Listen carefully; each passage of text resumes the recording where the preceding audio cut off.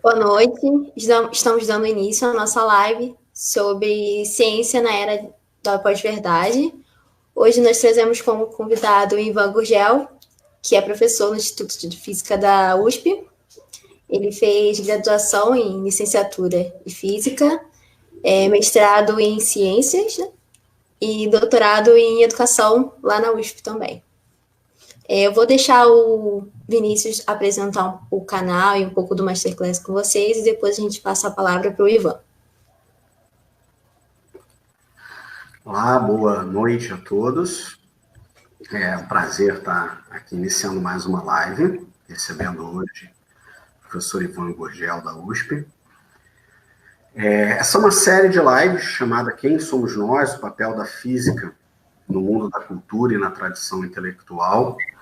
É uma parceria entre o Masterclass da UERJ, que é um projeto de divulgação científica em física de partículas, internacional, do qual a UERJ faz parte, e o CAFIS, o Centro Acadêmico de Física da UERJ.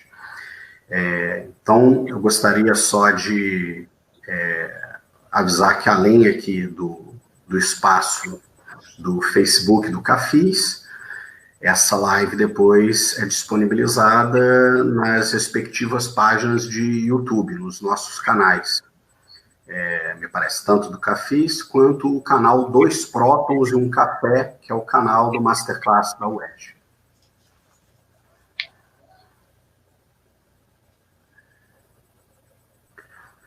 Pode começar já? Pode começar, Ivan. Eu primeiro queria agradecer a Júlia, ao Vinícius, pelo convite, né? É um prazer participar de vocês dessa live. Acho que é a primeira live que eu participo, então está sendo uma experiência nova para mim. E eu fico até, embora já não seja mais tão jovem, até dá um pouco de nervoso, porque por ser a experiência nova, né? E eu vou tentar só fazer um breve apanhado do tema para a gente começar esse bate-papo. Às vezes eu me empolgo e falo demais, espero que não aconteça dessa vez. Porque o tema da pós-verdade, ele é um tema bastante novo, ele se sobrepõe a vários outros temas que eu vou comentar um pouco na minha breve fala inicial. Mas eu queria, então, acho que começar talvez com o que fosse o mais básico, mas que talvez é o que permite a gente tirar um primeiro gancho, falando da própria noção de verdade. Então, eu vou dar uma pincelada rápida nela. Depois, eu acho que eu vou falar um pouco da própria pós-verdade e outros pós que às vezes a gente usa, né, para se referir a épocas e coisas mais. E aí, numa terceira parte, eu entro então na questão da ciência e eu acabei também embutindo um pouco, acho, uma discussão educacional que eu julgo importante, talvez até eu fale um pouquinho mais da educação do que da ciência. Tá? Então, se a gente pergunta o que é verdade, então, antes de se perguntar o que é pós-verdade, de se perguntar o que é a própria verdade, esse é um tema que o Vinícius sabe bem, né? Um filósofo de carteirinha, né? Eu sou só minha aventura na filosofia, mas é um tema daqueles que a gente poderia falar horas, dias, meses, o quanto a gente quisesse, né? Mas eu vou fazer uma coisa talvez meio caricata, mas eu queria colocar duas compreensões de verdade, que depois acho que durante toda a fala dá para ir retomando e vendo implicações dela. A gente pode pensar numa coisa que eu chamaria de uma concepção tradicional de verdade. Eu poderia usar outros termos, talvez uma concepção positivista, empirista, etc., mas isso me obrigaria a ter que explicar esses termos, mas para pensar assim, para colocar de uma maneira mais simples, uma concepção tradicional de verdade, que acho que muitas vezes um termo é comum, a gente utiliza, seria então assim, quer dizer, entender que afirmações elas se referem ao mundo e elas podem ser verdadeiras ou falsas. Então, se eu digo que eu eu visto uma camisa branca, isso pode ser verdadeiro ou falso a partir do momento que eu verifico essa afirmação e vejo se ela corresponde à realidade, ela é pertinente ou não. Nessa concepção tradicional da verdade, a gente já, e que eu acho que é muito corrente, né, no nosso vocabulário, mesmo quando a gente não está pensando filosoficamente, já dá para perceber algumas maneiras como às vezes a gente se refere a coisas da nossa época, como, por exemplo, a fake news, que é um dos temas que, quando às vezes a gente vai ler sobre pós-verdade, ele acaba vindo frequentemente no pacote. Porque muitas vezes a gente já, então, teria coisas que claramente são falsas e que, na verdade, então, é o que popularmente a gente já chamaria de mentira, né, de modo mais comum, mas que claramente são falsas e que são propagadas para as pessoas, né? Infelizmente, mentira não é uma coisa nova, acho que talvez desde que a humanidade exista já deve ter esse tipo de prática, mas que aí talvez atualmente ela tenha ganhado novos caracteres que eu vou comentar depois. Mas eu queria também já chamar a atenção que nem sempre, digamos, a verdade ela é esse processo só de afirmações sobre o mundo e afirmações que são verdadeiras ou falsas. Quer dizer, tem concepções de verdade que muitas vezes, quer dizer, para a gente entendê-las, ou na verdade, assim, uma outra perspectiva para olhar para a questão da verdade, que envolve, então, olhar um pouco a humanidade ou a sociedade de modo mais amplo, é perceber que, na verdade, muito que para nas nossas cabeças, muitas das coisas que a gente acredita que estão nos nossos imaginários, para além de serem verdadeiros ou falsos por uma questão de correspondência, na verdade, são afirmações, são concepções, são visões de mundo, talvez esse seja o melhor termo, que, na verdade, elas vão sendo construídas pelas nossas vivências, e, em especial, nossa vivência em sociedade, que significa que, na verdade, são coisas que, na verdade, é até estranho, né, usar nesse termo, mas que, no final das contas, são afirmações que a gente vai aprendendo com contato com o outro, por uma negociação de significado.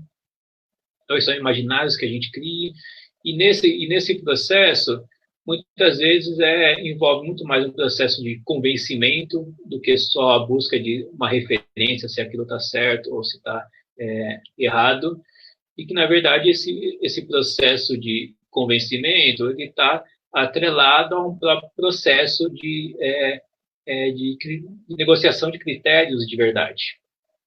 Então, eu estou querendo chamar a atenção que nem sempre a verdade ela se refere a uma coisa que seria muito objetiva, então, que, digamos, eu checo com facilidade, mas muitas vezes a verdade ela está tentando dar conta, ou uma afirmação que se propõe verdadeira ou falsa, ela não está só tentando dar conta de descrever algo mais ou menos objetivo, mas muitas vezes ela está tentando dar conta de preocupações que um grupo compartilha, e ao compartilhar essas preocupações vão se criando visões de mundo, que essas visões às vezes têm raízes mais diversas, têm naturezas as mais diversas, mas que pouco a pouco, por mais subjetivas que elas possam ser na origem, elas vão se tornando, assim, elas vão se enraizando e se cristalizando, e muitas vezes vão se apresentando até como objetiva, pelo próprio processo, na verdade, que o termo melhor seria de intersubjetividade, que é o fato de, quando você tem muitas pessoas concordando com aquilo, digamos, vai se tornando cada vez mais verdade. Tá? Então, como eu disse, assim, isso é um tema longo. Eu diria que talvez hoje o que vários projetos de filosofia tentam fazer é ponderar nessas duas visões de verdade. Então, por exemplo, quando a gente vai nos estudos sobre a ciência e a filosofia da ciência, hoje, então, às vezes tem a preocupação mais própria da lógica em saber como realizar informações, verificá-las, mas em geral a gente até dá um crédito ao Thomas Kuhn por ter colocado de modo muito explícito, né, que a produção, né, da ciência é produzida por uma comunidade, e por ser uma comunidade, ela também passa por esse crivo sociológico, talvez o próprio Thomas Kuhn não colocasse exatamente dessa forma, mas esse crivo que é, então, de uma comunidade que busca, entre as trocas entre si, estabelecer o conhecimento. Mas o que eu queria destacar, então, no fundo, eu queria uma oposição, assim, um pouco caricata e rápida, que, então, diversos projetos filosóficos tentam, então, às vezes, se colocar numa posição intermediária, digamos, essas duas visões, para constituir, então, a sua própria filosofia. Mas, se a gente já começar, então, a falar um pouco do que é a pós-verdade, ou um pouco do que, pelo menos na minha visão, né, o que a gente vive nesse momento, então eu vou retomar um termo que é importante também a filosofia, a sociologia, que é a noção de modernidade. Então, às vezes, a gente se refere a um certo projeto de modernidade, que é um projeto que tinha várias características, talvez um projeto iluminista, no qual a razão seria, então, uma faculdade da alma, né, como alguns filósofos diriam da época, e que, então, poderia iluminar nossas ações na sociedade, mas também é um projeto no qual a sociedade, não só a razão uma faculdade da alma, no sentido de uma forma de que algo que o próprio ser humano dispõe em si para lidar com o mundo, mas que, de certa forma, a própria sociedade ela tem uma organização minimamente racional, então ela é organizada de um modo coerente com instituições que funcionam de modo orgânico e organizado. Então, isso que é um certo ideal de modernidade, que para alguns autores talvez nunca se implementou, hoje ela é muito colocado em xeque. Então, tem autores que vão falar de uma pós-modernidade, tem autores que, como líderes, que vão preferir falar de uma modernidade tardia, ou se a gente pega o Bauman, né, que trouxe a ideia então, de uma modernidade líquida. Então, às vezes, eu para não entrar tanto nessa briga, digamos, né, às vezes eu gosto de falar, então, de um projeto de modernidade e de um projeto de não modernidade, que pode ser uma pós-modernidade ou pode ser outra coisa. E ali, de certa forma, eu gosto de interpretar, vários autores olham para isso de um modo diferente. No fundo, eu gosto de interpretar a sociedade, o mundo que a gente vive hoje, como uma tensão entre o moderno e o não moderno. Uma certa tensão que, para mim, até promove um movimento dialético que, às vezes, então, eu vejo a sociedade funcionando muito em torno dessa tensão. Mas o que ela representa, então, sobre ciência, sobre conhecimento de forma mais geral, e tentando pegar um link com o que eu falava um pouco antes. Quer dizer, dentro de um projeto de modernidade, que talvez nunca tenha sido perfeito, num certo momento, assim, existiu, então, instituições que tiveram um certo privilégio ou uma certa autonomia, ou, de certa forma, quer dizer, tinha uma posição de destaque em relação ao processo de produzir e difundir o conhecimento. Então, isso é o projeto das universidades desde a Idade Média. As universidades mudaram durante muito tempo. Então, a universidade medieval não é exatamente a mesma universidade de hoje. Às vezes, por exemplo, certos tipos de liberdades intelectuais mudaram com o tempo, mas talvez assim, a universidade que começa no final da Idade Média, então as universidades mais antigas que estão aí até hoje, né? Oxford, Cambridge, Bolonha, Sorbonne, então essas universidades europeias que são consagradas até hoje, muitas datam do século XII e século XIII, esse período que elas são criadas. E lá, que ainda é, então, estou me referindo à Idade Média, mas já tem interessante, que é, então, a semente, né, desse projeto é moderno, no qual, então, você tem uma instituição, onde a função dela é decidir, então, o que é o conhecimento legítimo, e, ao fazer isso, também é, de certa forma, dizer qual conhecimento deve ser difundido socialmente. Então, instituições escolares fazem isso até hoje. A função, até hoje, da universidade ainda é tentar ter uma posição de destaque e dizer o que vale como conhecimento, não.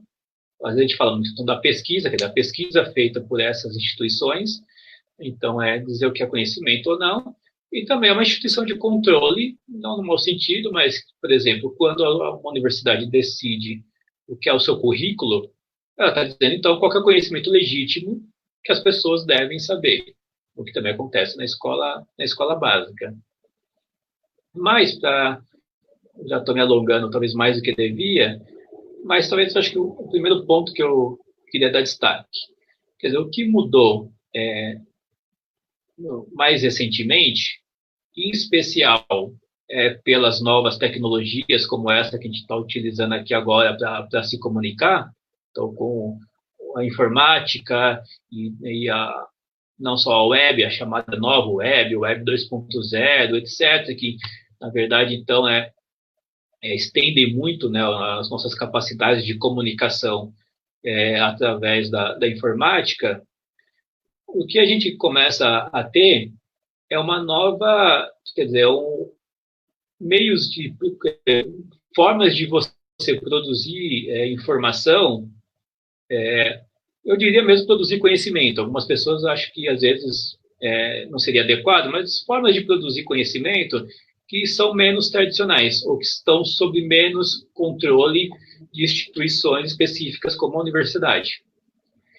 Então, de repente, a gente, então, essas novas formas de produzir, elas também começam a trazer, por exemplo, novas formas de legitimação.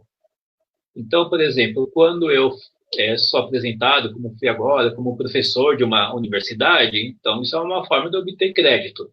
Ou quando eu sou apresentado e falo, Ivan Gurgel fez um doutorado em tal local, também de novo, eu tendo, de alguma forma, atribuído crédito a mim. Crédito por num modelo moderno, que é, então, uma instituição legitimada que passou por uma série de processos me atribuindo ao crédito. Mas hoje a gente começa a viver situações novas que, às vezes, eu que trago essas titulações para me legitimar e para fazer com o que eu falo tenha uma validade específica. Hoje eu poderia facilmente hoje estar compartilhando essa live com um youtuber que tem milhões de seguidores. E a pessoa, embora eu que sou um universitário possa não gostar, muita gente não gosta, mas de repente quando a pessoa vai lá e fala, olha, eu tenho um canal do YouTube e eu tenho milhões de seguidores e nesse canal eu estou falando sobre ciência, me incomoda admitir que essa pessoa está criando legitimidade. Então, por isso que eu estava falando das duas noções de verdade e uma noção mais sociológica de verdade. Então, de repente, essa pessoa ela ganhou um outro tipo de legitimidade, que na linha do que eu estava falando hoje, a gente poderia chamar de não moderno, não para ser pejorativo, assim, né, mas que é um tipo de legitimidade que foi criada por critérios, valores que não são os mesmos valores da modernidade, em especial os valores das instituições modernas. Então, você tem um outro critério que, de repente, a gente começa a viver no mundo, porque eu gosto de pensar sempre numa tensão entre o moderno e o não moderno, porque, então, tem eu que tentando manter a minha legitimidade, falando com credenciais pelos meus diplomas e cargos que eu obtenho, etc. E uma outra pessoa que criou uma legitimidade, porque agora ela consegue criar uma rede de relações sociais, então uma rede social no sentido raiz do termo, né? Quer dizer, ela criou uma rede social e que, na verdade, se foram 5 pessoas que me avaliaram para me dar o título de doutor, de repente ela está, de alguma forma, sendo avaliada por milhões de pessoas. Talvez não avaliada do jeito que eu quisesse, mas está sendo avaliada e está criando. Então, isso gera uma forma de legitimidade que a gente não pode simplesmente ignorar e dizer que não existe, ou que ou tratar isso como uma bobagem. Claro que, assim, de todas as críticas que podem ser feitas a esse tipo de nova legitimidade que é criada, muitas eu não concordo. Acho que, mas a que eu acho que é a mais preocupante e que eu acho que tem consequências políticas fundamentais é o fato que, na verdade, assim, essa facilidade em você criar informação, conhecimento, etc. Lembrando, eu já fiz referência à Idade Média. Na Idade Média, onde os livros ainda são uma relativa novidade, não a escrita, né, mas a produção de um livro, uma coisa com capa, etc., que é uma maneira de fazer o conhecimento circular. Quer dizer, quando alguém pôs uma capa num livro, foi uma coisa importante para dar portabilidade ao papel redigido. Então, esse significado do livro era um bem de tão grande custo e tão grande dificuldade de produzir que ele ficava muito restrito a alguns grupos. Então, não era fácil produzir o conhecimento nesse sentido mais geral do termo. Ou a gente tem facilidade de colocar, assim, de falar e de colocar no ar, de gravar vídeo, de criar canais, etc. A gente tem uma facilidade enorme de fazer, produzir, registrar falas e fazê-las circular. Então, nesse sentido que eu estou usando a palavra conhecimento de forma mais geral, que aí, então, isso torna um processo muito menos controlado do que o ideal moderno, digamos, colocava. E aí, quer dizer, essa facilidade que, por um lado, pode ser vista com um olhar otimista como um processo de democratização, por outro, ele que eu acho que é o ponto que eu acho mais negativo, é que também ele cria, de certa forma, bolhas, que é onde eu acho que um processo de democratização ou um processo de ideal republicano, ele se dilui. Porque, de certa forma, quando às vezes todo mundo já deve ter se perguntado, né? Assim, mas como é que fulano acredita nisso? E ali, quer dizer, ele acredita porque hoje é muito fácil ele criar uma bolha à parte, ele viver num mundo onde todas as pessoas que estão à sua volta compartilham das mesmas crenças. Então, algo facilmente se torna verdade por esse processo fácil de você conseguir isolar opiniões. E, constantemente, acho que todo mundo faz. Eu também faço isso. Outras vezes, assim, quer dizer, lidar com o diferente é difícil. Então, pouco a pouco, a gente vai só compartilhando coisas. E às vezes, por exemplo, eu abro meu Facebook e é uma maravilha, porque praticamente só tem pessoas ali que concordam comigo, publicando coisas que eu tenho disposição a concordar. E aí, logo, naquele mundo, tudo se reifica e, de repente, a verdade se cristaliza para mim. Então, quer dizer, às vezes, quando a gente pensa como é que uma pessoa pode acreditar nesse absurdo, é porque, digamos, na forma como ela conseguiu se isolar, porque ela facilmente conseguiu encontrar as pessoas certas para corroborar e dar força à sua própria opinião, isso acontece. Então, acho que esse que é o maior, o maior perigo. E ali, quer dizer, pensando em ciência e já começando, então, e para a minha terceira parte, que como a gente começa um pouco a lidar com esse mundo e a ciência e a educação se envolvem nisso, eu vejo assim, eu acho que a gente precisa, não adianta a gente querer se isolar no nosso próprio mundo. Estou voltando para a atenção, né? O moderno ou não moderno,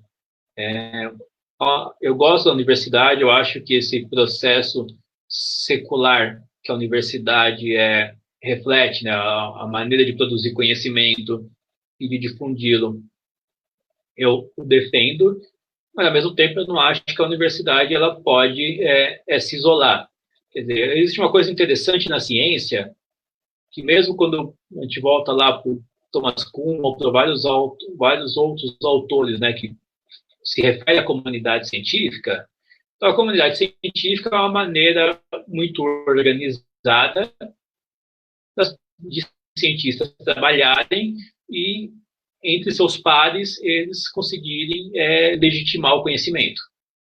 Então, eu escrevo um artigo científico, quando eu mando para uma revista, essa revista vai submeter para um especialista avaliar. Então, a gente tem nossas formas de legitimação para conseguir obter o que a gente espera, que é o conhecimento mais seguro possível, que é o que a gente espera da ciência. Então, quer dizer, a ciência, então, ela tem também essa rede social interna que permite a produção do conhecimento, que eu acho que funciona, não é perfeita, mas funciona relativamente bem. O problema é que a ciência, de certa forma, não adianta ela só se fechar nela mesma, nos seus critérios de legitimação. Existe uma sociedade, quando assim, se eu tivesse, é que eu estou em casa, né? Mas se eu tivesse na universidade, eu diria, existe uma sociedade lá fora que também quer participar da produção do conhecimento, saber dessa legitimidade e tudo mais. Então, se a gente quer garantir que, digamos, que os padrões atuais vigentes, né, de produção do conhecimento sejam mantidos, a gente precisa se voltar à sociedade para falar sobre eles. A sociedade precisa conhecer e partilhar disso, que a gente chama ciência. E aí, por um lado, eu vejo que a área, por exemplo, tanto de educação como de divulgação científica de modo mais geral, de repente ela tem sido muito pautada, então eu vejo na universidade, por exemplo, que eu trabalho, de repente aparecendo vários grupos de divulgação científica, desde alunos de graduação engajados nisso, alunos de pós-graduação engajados nisso, e os próprios docentes, que às vezes não davam tanta bola para esse tipo de atividade, agora se preocupando um pouco mais. Eu acho isso ótimo, mas, ao mesmo tempo, eu vejo com preocupação alguns tipos de iniciativas de difusão do conhecimento que vêm aparecendo.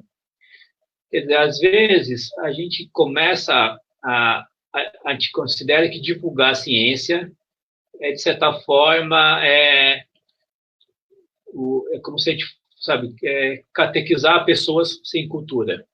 E acho que isso é péssimo, que é um desrespeito ao outro, é desrespeito a quem não está no ambiente da ciência, e, além de tudo, eu tenho costumado dizer que é uma estratégia política ruim, porque, na verdade, as pessoas, elas não são desprovidas de saberes e que são ignorantes, que precisam ser ensinados. Não, elas têm conhecimentos, elas estão obtendo informação de fontes, elas estão, de alguma forma, criando a sua verdade, né? Na linha do que eu estava comentando. Então, a gente precisa criar estratégias que sejam menos arrogantes, não sei se esse é o melhor termo, né? Mas às vezes até desrespeitoso, considerando, tipo, olha, eu sou o cientista, eu tenho a verdade, então eu vou ou se sou uma pessoa inculta, eu vou agora te levar do esclarecimento. Eu acho que esse eu estou fazendo um pouco de caricatura, né? Mas essa postura que muitas vezes é muito presente, e eu acho isso muito ruim, quer dizer, eu acho ruim em vários sentidos. Eu acho que é ruim em termos éticos, eu acho ruim em termos políticos, e eu acho que, assim, quando eu digo ruim em termos políticos, é que eu acho que a gente vai, de certa forma, para quem, por exemplo, como eu estou na universidade, sou ainda um moderno, a gente vai perder esse diálogo. E eu insisto nisso porque, de certa forma, então, para tentar fechar esse primeiro momento, né, eu acho que, assim, qual que são os desafios que eu acho que se colocam, em especial, a educação como um todo, né? Inclusive as escolas que eu como é que eu acho que as escolas, a educação básica precisam lidar com isso. Então, a gente precisa levar a ciência para as pessoas, a gente precisa ensinar a ciência, mas não ensinar a ciência como um conjunto de verdades que caíram do céu, mas, na verdade, a gente precisa mostrar por que o conhecimento, quer dizer, talvez o mais importante a ser ensinado hoje é porque que o conhecimento científico tem uma validade que faz com que ele tenha um papel social distinto. E que, às vezes, eu posso... Então, por exemplo, frente a uma pandemia, então, se os cientistas dizem certas coisas, por mais que aquilo não seja uma verdade no sentido transcendente, mas isso, na verdade, é um conhecimento que merece confiança. Por quê? Porque foi checado o máximo possível e pode estar incerto, pode mudar, mas que tem uma validade, que é uma validade maior do que o senso comum ou do que de uma reflexão feita sem critério nenhum. Então, assim, às vezes, para mais do que só, de certa forma, tentar ser enciclopédico e às vezes, querer ser exaustivo em conceitos que, às vezes, que os alunos, muitas vezes, nem sabem por que estão aprendendo aquilo. A gente é professor, quando o aluno pergunta assim, por que eu estou aprendendo isso? A gente não gosta porque a gente se sente confrontado, é desagradável, tá? Mas, por outro lado, a pergunta do aluno não deixa de ter a sua relevância. Quer dizer, então, cada vez mais, ele precisa, de alguma forma, ser respondido sobre isso. Então, tem que ficar claro por que a ciência ela tem alguma validade e ela merece seu espaço, por exemplo, num currículo escolar. Então, isso na literatura educacional, né, tem um nome que seria então, ensinar a natureza da ciência. Né? É assim que as pessoas da área de educação científica se referem a isso. Então, acho que esse é um primeiro ponto importante.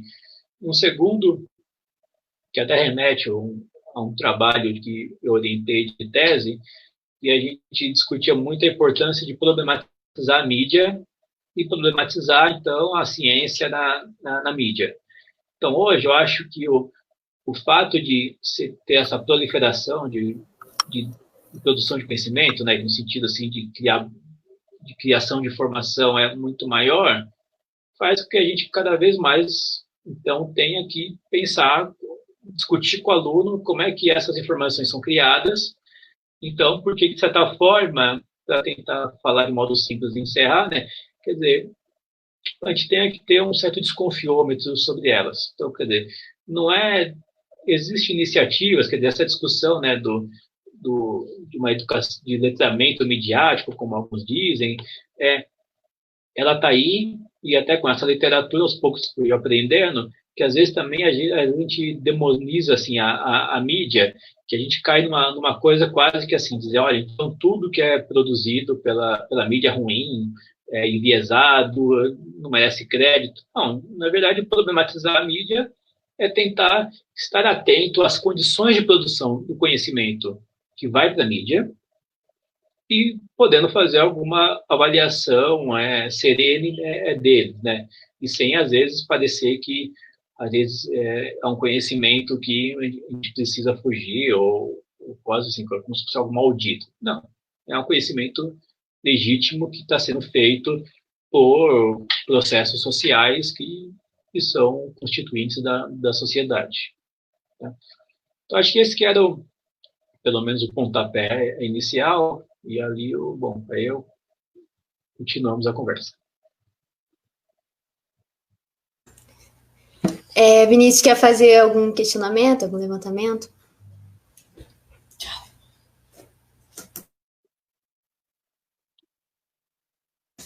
Seu som está desligado, Vinícius. Perfeito. Estou derrapando aqui no básico. Então, agora vocês me ouvem. Bom, obrigado pela exposição. Eu vi que a professora Márcia conseguiu se conectar. Eu não sei se ela está nos ouvindo, nos vendo, mas seria legal contar com a participação dela em breve. De fato, aí ela entrou na live. Bom, queria fazer alguns comentários assim gerais, encaminhar algumas perguntas esse é um tema bastante complexo e também fecundo em problemas, né? Então, anotei aqui diversas questões que provavelmente eu não vou conseguir encaminhar todas para o Ivan. Até porque eu gostaria também de deixar um espaço para que as perguntas que estão surgindo aí entre aqueles que nos assistem fossem encaminhadas. Mas, bom, a primeira consideração assim, que eu gostaria de fazer é que esse problema, né, o problema da verdade, ou as múltiplas teorias da verdade, né, constituem um campo tradicional, né, do pensamento filosófico e em diversos momentos da história da ciência, uma reflexão bastante dura acerca do tema da verdade foi enfrentada, foi empreendida, né, pelos próprios filósofos naturais, pelos próprios cientistas. Então, me parece que, de certo modo, essa figura, essa imagem caricatural entre dois polos que se auto-excluem e que nós poderíamos chamar, podemos dar vários nomes, mas que eu vou chamar aqui de veritismo e antiveritismo, ou um primeiro polo habitado por aqueles que compreendem de alguma maneira que é possível falar em uma verdade, embora o próprio conceito de verdade deva ser problematizado, e que não é só possível falar em algum tipo de verdade, como o empreendimento científico, enquanto uma prática social e histórica, se liga profundamente com essa ideia de que há uma verdade e que ela deva ser, de algum modo, perseguida, deva ser, de algum modo, buscada. O Popper, por exemplo, diz que a concepção essencialista do Galileu é basicamente esta, a de que a ciência é uma busca da verdade.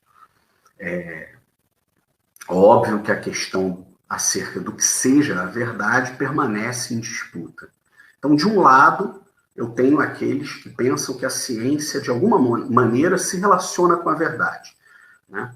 Seja uma verdade como uma correspondência direta do real, seja a verdade como uma aproximação sempre incompleta do real.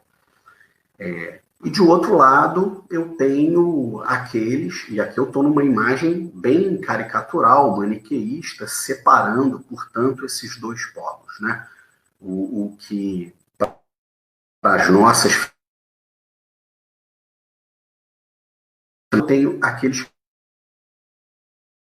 que defendem que o grande fim da ciência não é bem a verdade, é a construção de modelos que representem os eventos naturais, ou uma certa intervenção efetiva no mundo, né? A capacidade de conhecer a natureza para fazer previsões, controlar os fenômenos, produzir utilidades. Seria contraproducente ficar citando os diversos personagens dessa história, porque são muitos. Mas, seja como for, o que eu queria ressaltar era essa imagem, que de antemão nós sabemos ser uma imagem caricatural se levada completamente a sério, como se a ciência realmente, ao longo de sua história, fosse habitada por esses personagens antagônicos, né? No entanto, como uma idealização, isso talvez nos ajude a compreender um pouco dos debates em torno da questão da verdade no processo histórico.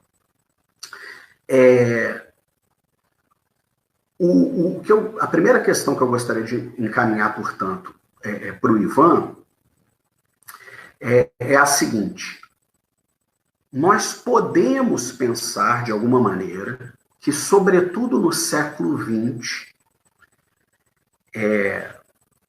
alguns campos intelectuais, né, na filosofia, na história, na sociologia, alguns campos intelectuais talvez tenham, em sua problematização da questão da verdade, contribuído de alguma forma para essa perspectiva primeira que eu chamei de veritismo. Então, eu gostaria de encaminhar essa questão para o Ivan. Se ele vê dessa forma, né, vamos supor, se ele pensa que a própria ideia de verdade e a ideia de uma ciência enquanto busca da verdade esteve numa espécie de julgamento histórico ao longo do século XX na própria academia, e em que medida, se esse for o caso, isso pode ter, de alguma forma, contribuído para o crescimento de um ambiente intelectual relativista que talvez se relacione com a eclosão da pós-verdade no século XXI. Ou então, tentando colocar em outros termos, será a pós-verdade, de alguma forma, filha ou neta de certas formas de relativismo, e em que medida esses relativismos se nutriram de uma crítica contundente do próprio conceito e do próprio ideal de busca da verdade. Não sei se a questão ficou clara, porque na verdade ficou um pouco longa, mas... Muito legal a questão. Obrigado, Vinícius. É uma questão difícil, eu não sei se quando eu posso falar sobre ela, né? Mas pitaco a gente sempre dá, né? Mas eu acho assim, né? Pegando sua fala e fazendo uma rápida coisa também simplificada.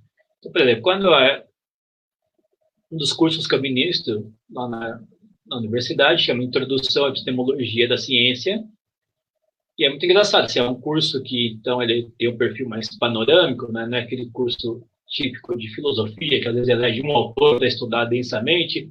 Então, é um curso para ser panorâmico, e começa justamente com Popper, fala um pouquinho do positivismo lógico, mas daí mais Popper, e vai chegando depois ali, até passa por Kuhn, aí vai Feyerabend, aí até chegar um pouco a Science Studies, né?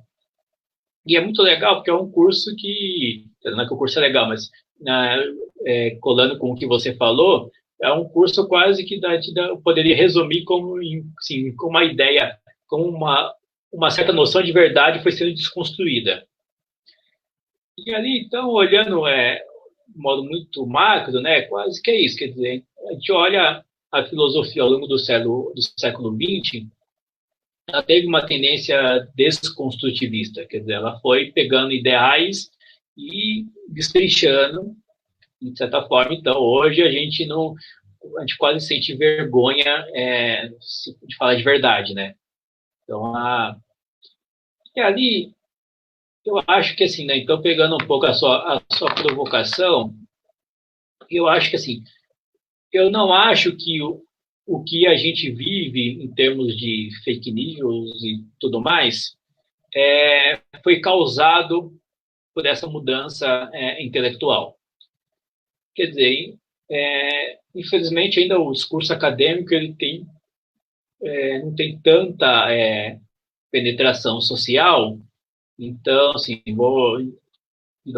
para ser didático, né? Então a gente vai fazendo as caricaturas, né? Mas não é porque as pessoas, sei lá, né, começaram a ler Foucault e começaram a ficar mais relativistas, ou leram Feyerabend contra o método, e aí viraram todas anarquistas epistemológicas. Então não é assim.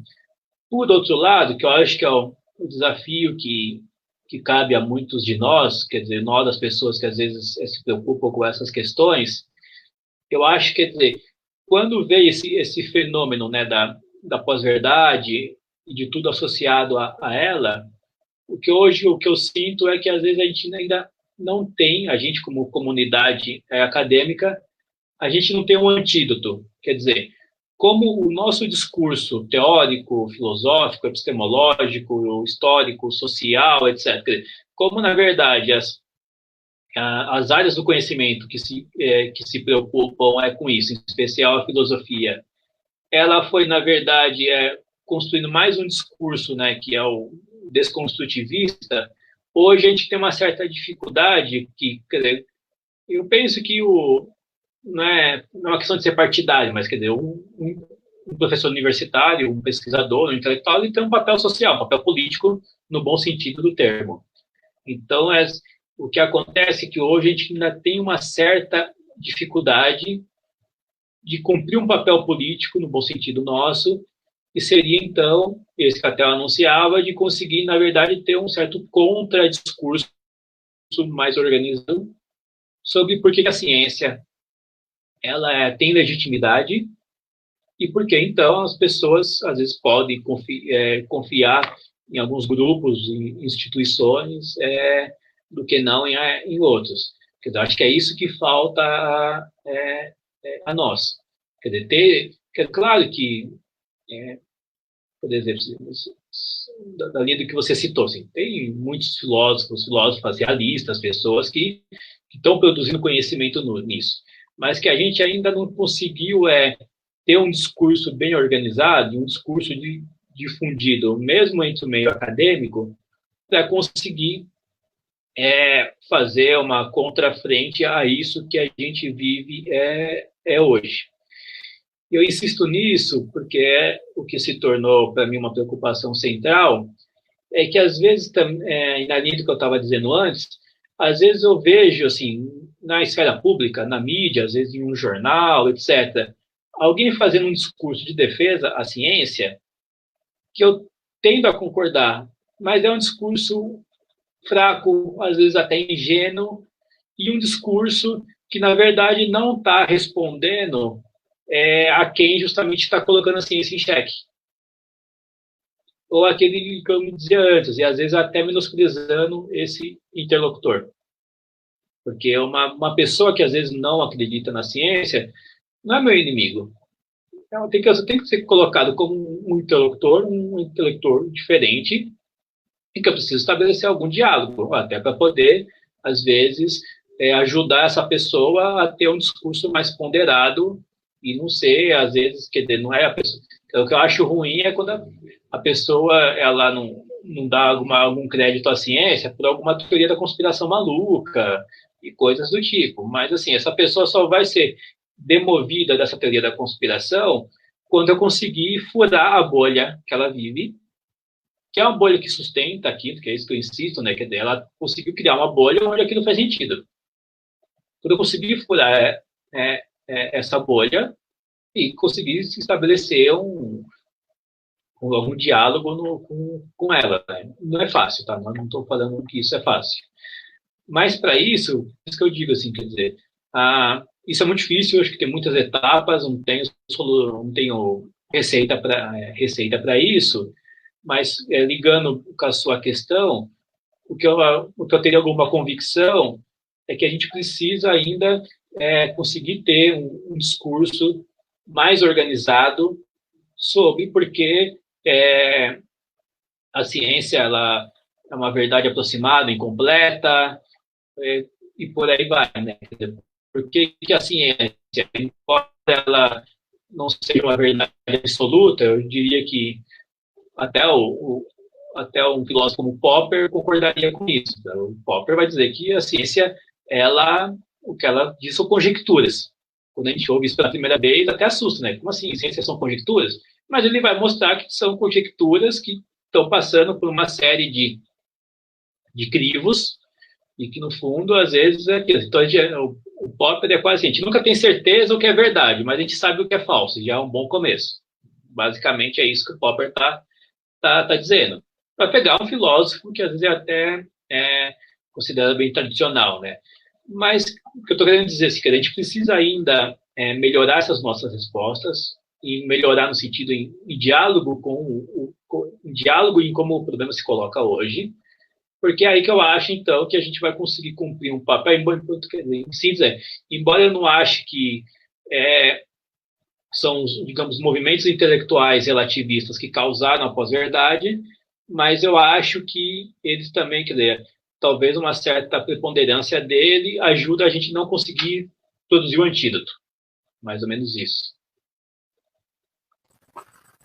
Muito interessante, obrigado. A gente tem aqui umas questões, umas perguntas do pessoal nos comentários.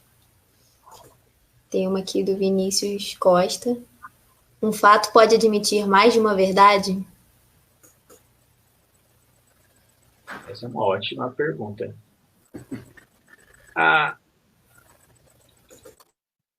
Quer dizer, é uma pergunta bem difícil, na verdade. É que, assim, às vezes, justamente, quer dizer, o quanto... Se a gente tenta... qual que é, eu acho, o grande desafio, né, da produção do conhecimento?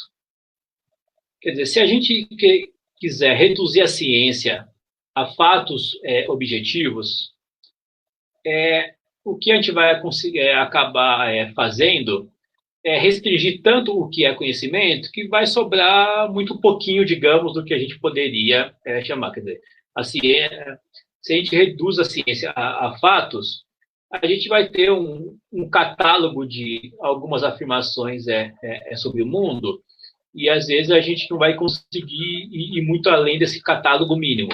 Às vezes, não sei se não me leve a mal, mas eu diria assim, a gente não vai conseguir ir além do que é a ciência dos livros de ensino fundamental. A ciência de livro de ensino fundamental, ela é muito factual. Então, a gente classifica propriedades da matéria, então diz, existe coisa transparente, não é transparente, a gente classifica seres vivos, etc. Então, não que isso seja exatamente só fatos, mas é a dimensão mais factual possível. Então, quer dizer, a ciência, ela só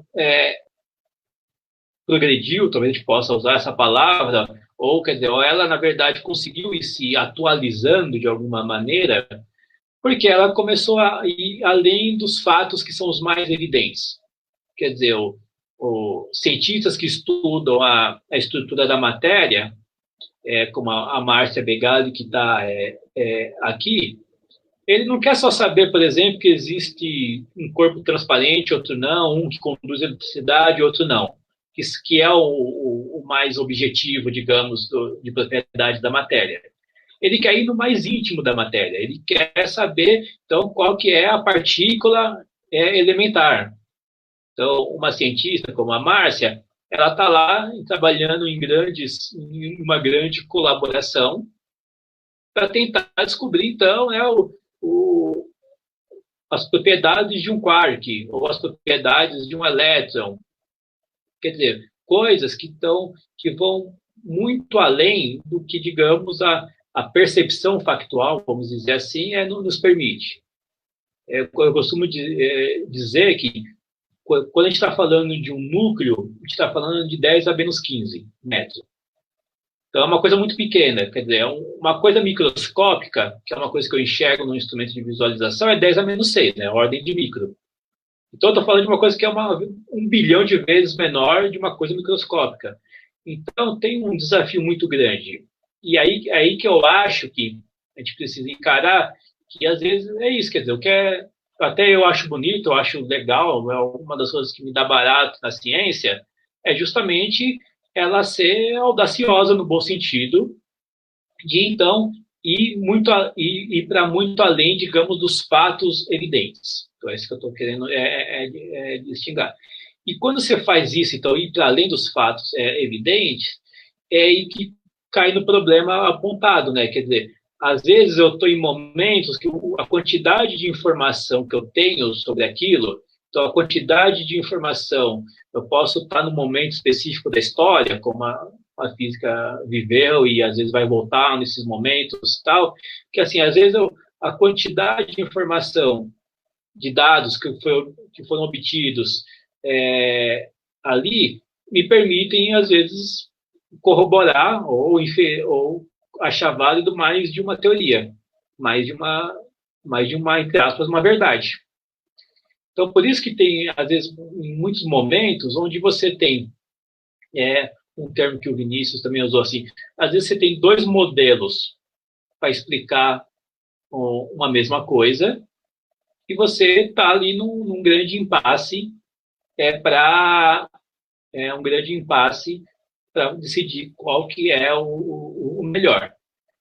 Então, por isso que eu estou querendo, assim, de uma forma cuidadosa e sem diluir demais o problema, justamente dizer porque que às vezes, do que consideramos, com enormes aspas, ser o mesmo fato, às vezes a gente pode ter esse impasse de ter mais uma proposição para ele.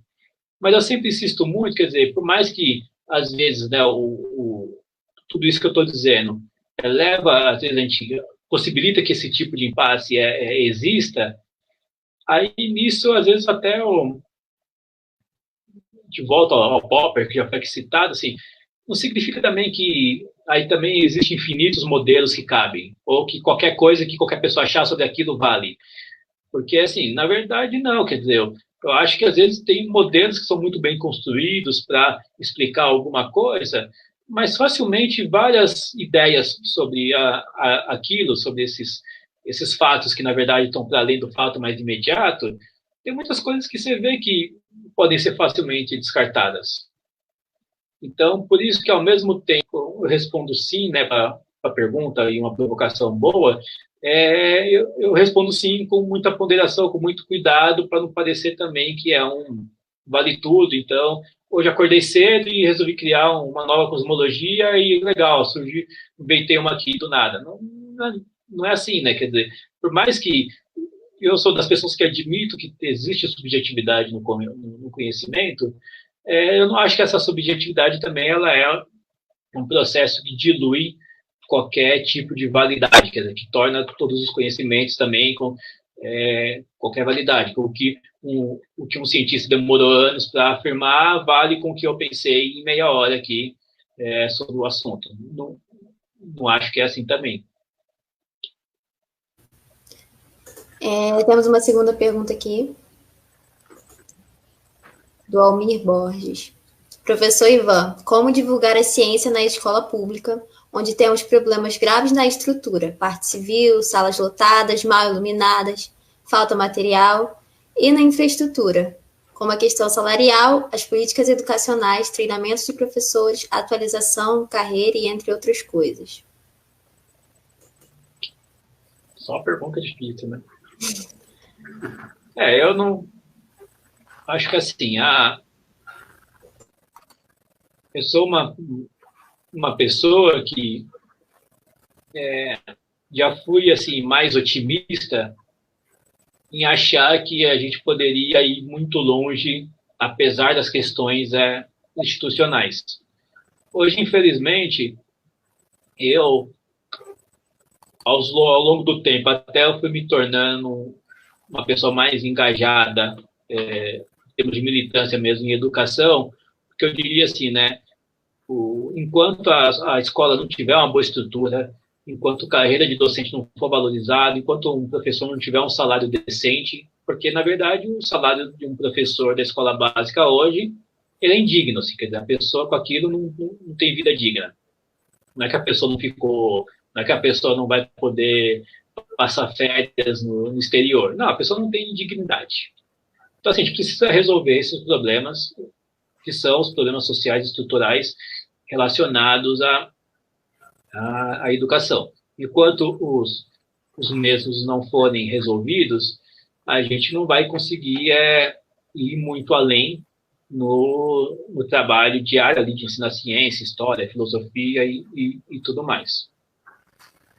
Mas, para também não ser totalmente pessimista, quer dizer, eu às vezes, né, como atuo no curso de licenciatura, então às vezes a gente vai acompanhando, né, trabalhos feitos na escola básica de diferentes maneiras, também às vezes a gente descobre que há esperança, quer dizer, às vezes uma escola pública funcionando bem, né, infelizmente não é a maioria, mas elas existem, ou às vezes também espaços, como por exemplo os colégios federais de educação básica, que tem mais possibilidades. E assim, e mesmo às vezes numa escola onde as condições não são favoráveis, é aquilo, assim, às vezes, muitas vezes nem consegue dar aula pelos motivos mais diversos, mas de vez em quando acontece bons momentos também e que você está ali no momento que você consegue ter a oportunidade de ensinar algo para os alunos. Quer dizer, para também ter não ser totalmente pessimista, quer dizer, às vezes numa escola que eu conheço muitos, quer dizer, com uma infraestrutura complicada nas condições mais difíceis possíveis, o que essas condições difíceis implicam é que na maior parte do tempo você mal consegue fazer seu trabalho que é ensinar, você está lidando com outras as questões associadas a toda essa dificuldade social. Mas há alguns momentos que é possível.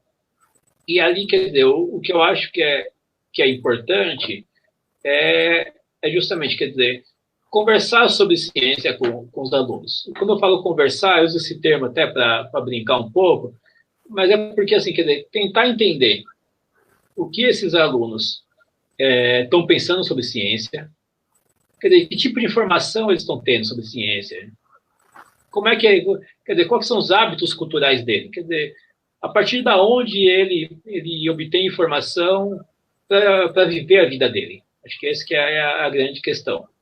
Porque a partir do momento onde a gente começa a perceber isso, você começa a construir um diálogo e poder falar algo para o seu aluno. Então, para dar um exemplo, assim, tentar só concretizar esse discurso. Assim. Já aconteceu comigo, e às vezes um aluno vem e fala, professor, eu vi num canal do YouTube um fulano falando tal coisa, tal. E aí, às vezes, por mais que a gente não queira, o que vem dentro da gente é falar, tipo, isso é bobagem. E já encerrar a conversa. E não perceber que quando o aluno vem e fala isso para você, é a grande oportunidade que você tem de ensiná-lo. Quer dizer, mas para ensiná-lo, você tem que primeiro ouvi-lo. Porque daí você pegando, então, e ali você vai lá e consegue entender o que essa pessoa está falando, e consegue criar um contraponto a partir do que ela está vivenciando, do que ela está tendo como informação. Eu vou dar um exemplo aqui, que também é baseado em um trabalho que eu orientei, que talvez vai assustar algumas pessoas, mas para talvez dar um exemplo disso. Então, durante muitos anos eu trabalhei com projetos na escola básica relacionados ao ensino de física moderna, então ensinar tópicos de relatividade, física quântica no ensino médio. E ali, mais recentemente, um trabalho que eu orientei, um trabalho, era mais uma reflexão teórica, mas que a questão que a gente tinha como base uma das questões que tinha como base era sobre o misticismo quântico. E eu continuo sendo um entusiasta que a gente precisa discutir isso.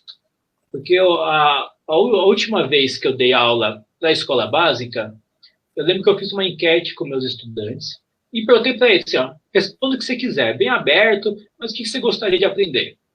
E aí eles responderam, para minha surpresa, que eles queriam aprender física quântica. Mas ali eu, já um pouco experiente, fui tentar então descobrir por que eles estavam interessados em física quântica. E é claro, não é porque eles estavam vendo canais de física e estavam interessados naquilo. Não, porque eles estavam em todo esse fenômeno quântico que apareceu na sociedade hoje. Então, é o médico quântico, é o direito quântico, tem tudo quântico hoje. Mesmo se você entra numa livraria, você acha tudo quântico, às vezes o mais difícil é achar física quântica. E aí, quer dizer, o que eu acho que é importante? independente do que eu acho, se eu cheguei lá e vou lá e já falo que tudo isso é bobagem, charlatanismo, etc., eu rompo o diálogo com o meu aluno. Por outro lado, é possível estabelecer um diálogo, e para isso eu preciso ir lá conhecer também o que é então a cura quântica e tudo mais, para às vezes conversar com o aluno e de uma forma até respeitando crenças, digamos, às vezes separar o joio do trigo, mostrar para o aluno que, por exemplo, aquilo que está lá escrito sobre cura quântica não é o que, digamos, os físicos entendem como algo sendo quântico. Você pode fazer um trabalho de instrução que, ao mesmo tempo, consiga delimitar fronteiras e aí poder mostrar, quer dizer, o que a física afirma sobre, então, o mundo das partículas, o mundo subatômico, por que os físicos se restringem a falar certas coisas, etc. Por que então, um físico, às vezes, não está estudando a consciência ou outras coisas. Então, você consegue, acho que, fazer um trabalho educativo e até muito profundo, e sem precisar, digamos, né, de um modo ofensivo, confrontar ninguém, e deixando claro ali, quer dizer, não é um tudo pode de novo, mas marcando a posição da ciência e sem precisar também de quase que, às vezes, sem querer, pode ser feito, ridicularizar a pessoa, menosprezar, etc. Então, por isso que, no final das contas, eu acho que, quer dizer, um bom ponto de partida para uma aula de física é o misticismo quântico. Não para dizer que aquilo é legítimo ou que aquilo é parte da física, mas para você poder fazer esse trabalho de, digamos, separar o joio do trigo. Então, eu acho que é esse tipo de postura que cada vez mais a gente tem que ter. Quer dizer, até para conseguir um pouco defender a ciência, a legitimidade da ciência, a gente precisa ter, digamos, humildade em relação à própria ciência. E saber também, que eu acho que assim, quanto mais a gente quer esconder os limites da ciência, pior. E acho que então é nesse nível que se estabelece o discurso. Nós temos mais duas questões. Podemos nos estender um pouquinho para você responder, Ivan? Ou você... Claro. Pode? Então, tá ok. Temos aqui a pergunta da Andiara. Tem um filósofo que chega a colocar em um balaio que os estudos CTS são pós-modernos, pois empregam a não neutralidade. Colocam a verdade com V minúsculo e que são relativistas. O senhor concorda com essa afirmação sobre CTS? Gratidão.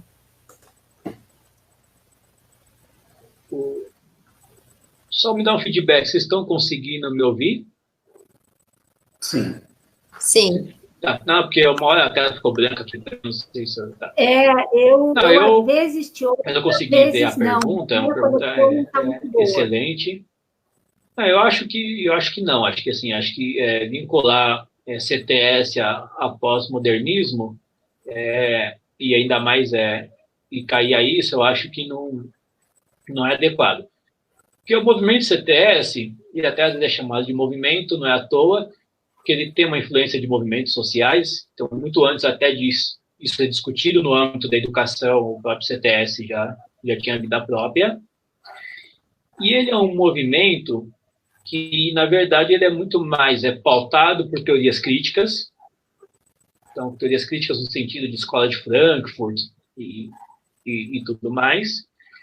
Então, ele tem ali uma forja no período pós-guerra, que é um período onde houve uma grande desconfiança em relação à ciência, mas que é um tipo de desconfiança totalmente diferente do que a gente tem hoje. Quer dizer, o exemplo que literalmente marcou a história é uma bomba atômica sendo jogada no Japão. Duas, na verdade, né?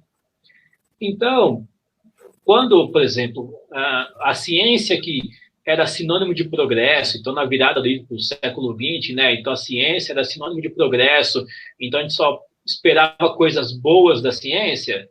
De repente, a ciência se mostrou que ela também tem seu lado negativo, quer dizer, quando cientistas participam de um projeto e fazem uma bomba e pessoas são mortas por isso, é o momento que a gente fala, ops, espera aí. E junto a isso também o movimento, as primeiras ali, o começo de movimento ambiental, também denunciando alguns aspectos da ciência. E ali, quer dizer, eu acho que quando vem esse tipo de crítica, não estava, digamos, a crítica não era exatamente sobre a verdade. Quer dizer, as pessoas continuavam mostrando que a ciência tinha uma capacidade muito grande. Eu acho que a maior crítica, que é uma crítica mais, então, de caráter social, né, de como a sociedade se organiza e toma decisões, etc., que é, então, como é que a ciência pode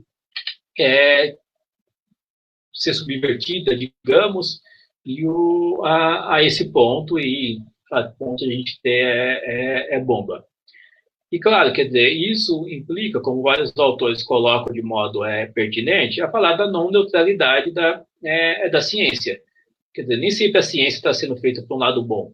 Infelizmente, nem sempre que alguém que está trabalhando na área de pesquisa farmacêutica está preocupado em em obter soluções que privilegiam tanto a população pobre quanto a população mais abastada.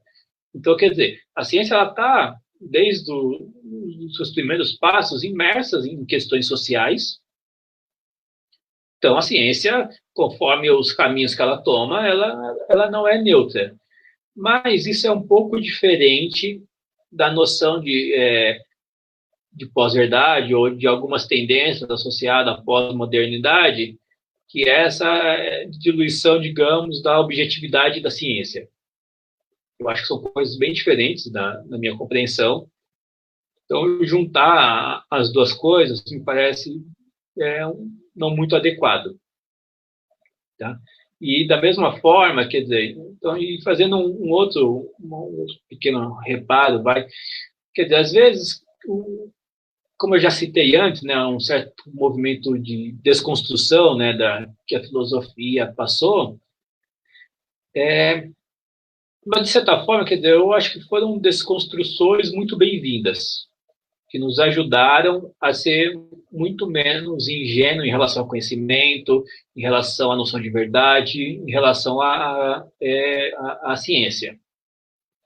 Então, mas o que eu acho, como eu tinha dito antes, quer dizer, às vezes a gente, tudo bem, ele cumpriu um papel e a gente está quase que no momento que a gente está precisando se reconstruir. E esse reconstruir não pode ser voltar para um positivismo há lá 100 anos atrás. A gente precisa se reconstruir já de modo renovado. Isso eu tenho dito um pouco, assim, só para pontuar uma coisa. Eu mesmo, durante, às vezes, minha formação, pós-graduação, eu já fui aprendendo quase que a rejeitar uma série de autores, porque, às vezes, eles seriam anti-ciência, seriam muito pós-moderno, etc. Tal. Também acho que a gente tem que tomar cuidado com isso, porque depois, muitos desses autores que, às vezes, eram um pouco rejeitados, eu fui ler com calma. Primeiro eu fui ver que aquilo que eu tinha me falado sobre ele era uma caricatura demais. E, por outro lado, mesmo não concordando e adotando exatamente a mesma postura que eles tinham, eu aprendi um monte. E hoje, quando eu tento refletir e reconstruir propostas, eu estou reconstruindo porque eu os li. Então, só para, às vezes, a gente não tomar o cuidado, assim, de, às vezes, também não jogar o bebê com água suja, digamos, né, como a gente diz popularmente. A outra pergunta é também do Vinícius Costa. Como lidar com o efeito Dunning-Kruger? Agora você vai ter que me traduzir isso, porque Eu acho que esse efeito, Ivan, é aquele das pessoas geralmente se julgarem mais sábias ou possuidoras de uma determinada expertise sobre um assunto do que de fato elas são. Me parece que é isso. Então, nós incorremos nesse chamado efeito quando fazemos afirmações muito categóricas ou conjecturas muito audazes, mas não no sentido do Popper, no entanto, movidos por uma falsa autoconsciência do próprio saber. Obrigado, Vinícius, pelo esclarecimento, né, da pergunta do Vinícius. Porque o termo eu já tinha ouvido, mas realmente na hora não localizei. Eu acho que é difícil, assim, acho que é difícil, acho que tem muita coisa em jogo nisso, né? Às vezes eu vejo assim, né, alguns jovens, às vezes, com excesso de confiança, mas que, às vezes, com a própria vivência e os caminhos que enfrentam, perdendo um pouco disso. Mas, assim, né, eu não sei se eu vou ser meio repetitivo, mas talvez só insistindo num ponto que eu já falei. Eu acho que pensando mais em termos sociais, né? Porque, assim, deixa eu tentar voltar rapidinho, eu juro que aí eu acho que existe uma dimensão psicológica nisso, e ali eu não saberia bem avaliar e não saberia indicar o tratamento, mas que às vezes algumas confianças que vêm de uma leitura distorcida da realidade, em especial que me parece ser mais uma falta de capacidade de ler o mundo social e reação de peso do outro, etc., que deve ter algum efeito ali, alguma questão psíquica envolvida. Mas isso é um chute só, mas eu não saberia falar muito, mas eu volto mais à questão que para mim é mais epistemológica e relacionado ao conhecimento, que eu acho que assim, né, quer dizer, qual que é um desafio que se impõe hoje e que eu acho que talvez para mim me parece ser um dos maiores, né, que é como que a gente se obriga quer dizer, como é que a gente não entra no mundo à parte? Como é que hoje é muito fácil a gente criar o próprio mundo e ficar nele. E não estou falando psicologicamente, estou falando mais socialmente. Quer dizer, hoje a vantagem de eu poder estar conectado com o mundo inteiro é que às vezes eu posso facilmente encontrar alguém que me dê suporte para qualquer coisa que eu pense. Então, quer dizer, não me espanta, quer dizer, que coisas catastróficas como o nazismo voltem a ganhar força, porque antes aquilo não tinha aceitação social e as pessoas elas iam sendo demovidas. E às vezes, digamos, aquilo ia ficar no íntimo dela e ela não ia dar vazão social para aquilo. Então, uma pessoa que tenha alguma predisposição ao ódio, o que a sociedade pode funcionar, em média, funcionava de uma maneira que talvez a pessoa tivesse que aprender a ela mesma digerir o próprio ódio. Por quê? Porque os espaços sociais não permitiam que esse ódio fosse extravasado, certo? Então, isso vai acontecendo no nosso modo de socializar, no âmbito familiar, mas mesmo no âmbito escolar. Então, sabe, a pessoa vai lá e fala um discurso de ódio, algo preconceituoso, etc. Sabe, às vezes não precisa nem falar nada, só a reação das pessoas já vai ensinando a pessoa a se modular. Então, quer dizer, a vida em sociedade ensina muito. E a vida em sociedade, num bom sentido, ensina a gente a se colocar limites. E aí, às vezes, tudo bem, isso tem um lado bom, também pode ser um lado ruim, sei lá, às vezes a gente também normalizou coisas que talvez não fossem devidas, né? Hoje, por exemplo, todos os estudos mais relacionados a gênero, sexualidade, têm justamente mostrado o lado ruim desse excesso de normatividade da sociedade. Então, discussões importantes que são levantadas.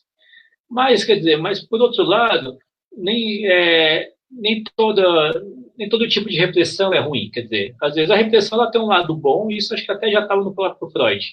Quer dizer, às vezes eu aprendo a conter um ódio, e é assim que eu aprendo a respeitar a sociedade, a viver em comunhão, em paz com os outros. E aí, mas tentando voltar, né? Quer dizer, o que eu acho que é ruim que a gente vive hoje é que justamente essa facilidade, tanto de eu encontrar pessoas, como nesse processo criar um certo mundo à parte, né? Criar minha bolha social, a minha própria região muito personalizada, é que eu consigo criar um mundo à parte, onde eu vou lá e extravaso todo o lado mais negativo da minha humanidade. Onde eu vou lá e não contenho o meu ódio, eu extravaso. E eu consigo alimentá-lo. Então, se eu não gosto de um determinado grupo, se eu tenho preconceito de um determinado tipo, eu consigo ser alimentado, porque eu estou junto com pessoas que estão dessa forma. Então, isso que eu acho que é o nosso maior mal social e que precisa ser rompido. E ali, quer dizer, eu não... Nesse lado, às vezes eu costumo brincar que, apesar de, às vezes, ler muito da filosofia e das ciências humanas contemporâneas, eu não superei o iluminismo até hoje, né? Então, pode ser um defeito meu. Mas, se não superar, quer dizer, faz com que eu acredite em algumas coisas, que a primeira delas é que não numa razão iluminista, mas, na verdade, eu acredito na possibilidade do diálogo entre culturas diferentes. Se a gente pudesse fazer porque, assim, quando a gente vai fazer discussões sobre, por exemplo, decolonialismo, etc., a gente tem um problema que, de certa forma, constantemente um grupo que se julgou correto tentou, então, se impor a outro. Isso que foi tentativas de colonização do pensamento, né? Mas, assim, se isso é claramente um problema, eu acho que, por exemplo, faz sentido existir um órgão tipo a ONU, onde, então, você tem... A ONU não é perfeita, mas você tem ali todas as nações tentando diálogo. Então, quer dizer, se eu fosse fazer mais uma experiência de pensamento, eu diria assim, quer dizer, se a gente colocar as pessoas de diferentes culturas, e é uma experiência de pensamento, se elas tivessem um tempo infinito para discutir, eu acho que elas iam poder se entender e chegar em alguns acordos. Alguns. Tá? Então, isso, de certa forma, ainda é um pouco iluminista, porque eu estou dizendo, então, que existe alguma coisa, algum restinho de razão que a gente pode confiar. Certo? E ali, quer dizer, por que eu estou dizendo isso? Eu estou tentando fazer um alicerce filosófico aqui bem rapidinho, para dizer por que eu acho que faz sentido existir uma instituição tipo a escola. Quer dizer, esse mínimo de razão que pode ser exercido coletivamente, que não é a faculdade de um sujeito individual, mas está no âmbito social, ele ser possível significa que pode ser possível um país determinar quais são os conhecimentos que precisam ser ensinados. Quer dizer, quando o MEC faz um plano curricular, é isso que ele está dizendo. É isso que está em jogo, a possibilidade de, então, um órgão central determinar quais são os conhecimentos mínimos que qualquer pessoa daquele país precisa saber. Então, eu acho que isso faz sentido. Quer dizer, e ali, quer dizer, então, quando eu acho que isso faz sentido, eu acho que faz sentido existir escola, e eu acho que faz sentido, então, por exemplo, a gente ter a escola como uma grande instituição que vai quebrar essas bolhas. Por quê? Porque todo mundo vai ter que estar lá. Não adianta... E aí eu acho que o que eu falei, né? Se a gente começa a ter a escola de vocação A, B, etc., aí ferrou tudo. Porque daí cada bolha consegue criar a sua própria escola. Não. uma escola que seja republicana, que seja, então, a escola daquela nação, que tem um currículo que foi negociado para o coletivo.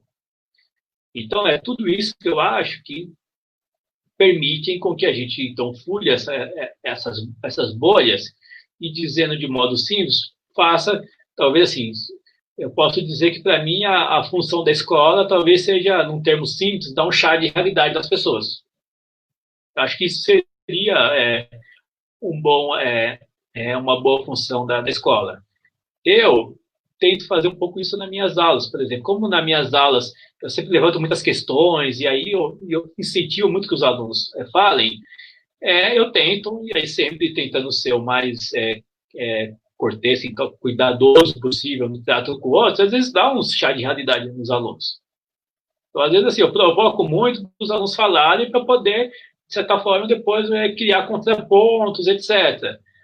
Até hoje, eu acho que eu tenho algum sucesso por ter uma fala meio mansa, então sempre consegui conduzir isso sem cair em conflito. Embora eu já tenha caído em situações de conflito em sala de aula, que acho que é inevitável. Mas tentando conduzir da melhor maneira, né, da maneira mais dialógica.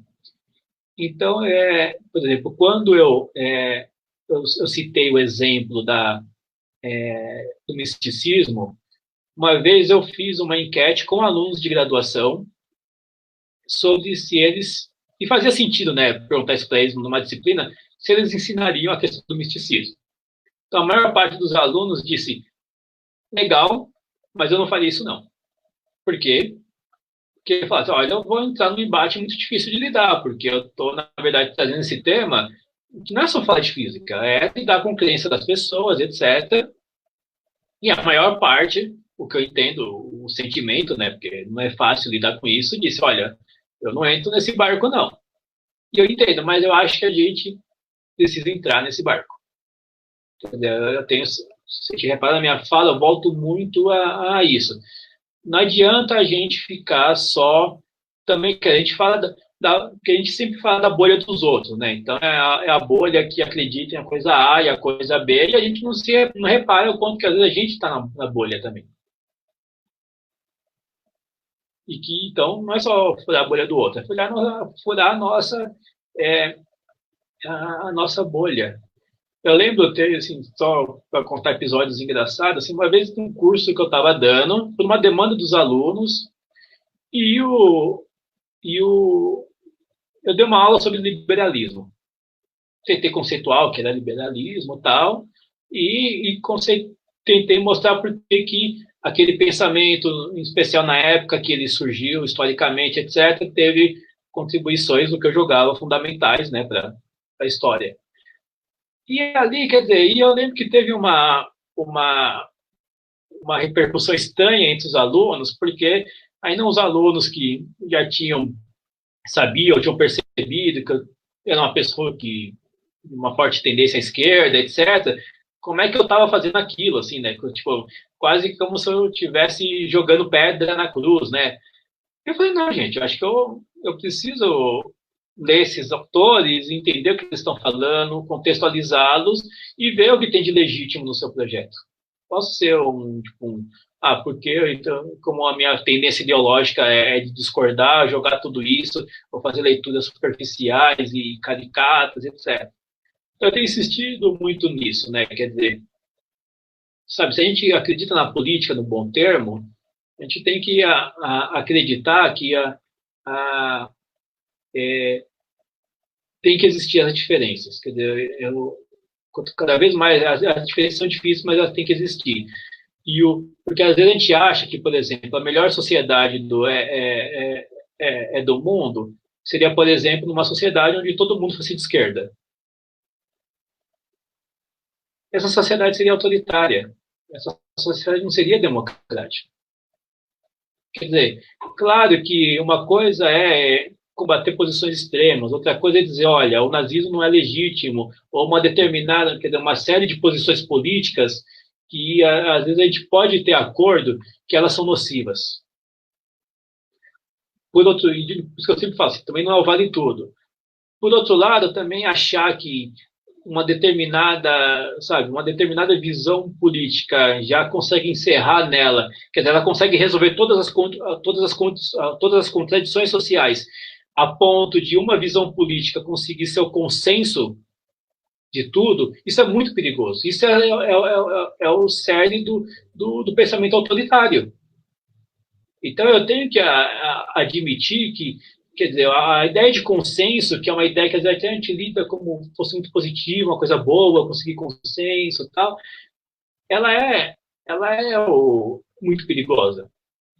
Por isso, quer dizer, como o consenso, que não é o consenso, quer dizer, não é o que eu acredito muito assim, no diálogo, o consenso ele é uma coisa perigosa, porque é o pensamento unitário. Então, a gente tem que conseguir, sabe, claro, colocando balizas mínimas, quer dizer, tendo um projeto de sociedade onde coisas podem não ser consideradas legítimas, para dar um exemplo bem trivial, sei lá, acho que ninguém defende o assassinato do outro, quer dizer, então, que onde tenha balizas, né, que fique claro que determinadas posturas políticas não são possíveis, a gente tem que conseguir perceber que precisa ter diversidade de pensamento e que o grande desafio que se coloca politicamente é você, então, ter uma sociedade organizada na qual essas diferentes posições podem ser expressas, debatidas e que as decisões possam ser tomadas por essas pessoas que têm visões diferentes. Então, que no fundo, quer dizer, quando eu penso na democracia, a democracia não é chegar ao consenso. Às vezes, facilmente a gente acha que é isso. Não, a democracia é saber gerenciar o dissenso. Eu acho que essa que é a sociedade que a gente precisa construir. E isso que cada vez mais eu tenho insistido, a coisa das bolhas e tal, ferir essa possibilidade democrática. E aí acabei falando um monte de coisa a mais, mas tudo isso era para dizer porque que às vezes, né, eu não conhecia tão bem, né, mas esse efeito, né, da pessoa achar que sabe muito tudo, para mim é isso, quer dizer, se a pessoa acredita que existe então essa verdade unitária e que ela então possa ser a incorporação disso, sabe, alguém tem que, não é derrubar a pessoa, é derrubar o pedestal que ela acredita que ela está em cima.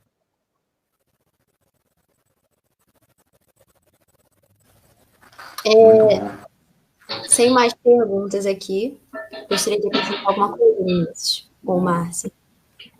Oi, a minha conexão está ruim, está bem ruim, eu não sei se vocês me ouvem. Estamos te ouvindo.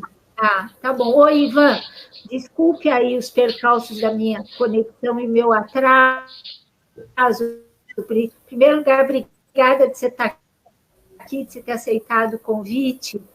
Eu não estou conseguindo ouvir. Adoro as tuas colocações de conversar com o outro, de discutir ideias que possam ser conflitantes, mas mesmo assim manter o respeito e manter o alto nível da discussão, sem agredir a pessoa e sim trazendo essa pessoa para raciocinar junto não sei com se você. É só meu caso, mas eu não ouço nada. Você não está me ouvindo? Você quer que eu escreva? Eu estou ouvindo. Está ouvindo. Eu acho que o problema é lá no Ivan. Você está ouvindo, Ivan? O Ivan está com dificuldade para ouvir, mas eu estou ouvindo. Eu escrevo. A Júlia está ouvindo bem. Eu escrevo. Ele vê o privado? Porque eu consigo ouvir a Júlia e o Vinícius, mas não a Márcia. Não, pode falar, Márcia, que no fechamento a gente... Não, para concluir, de falar exatamente... O Vinícius, mas não a Márcia. Eu convido por aqui.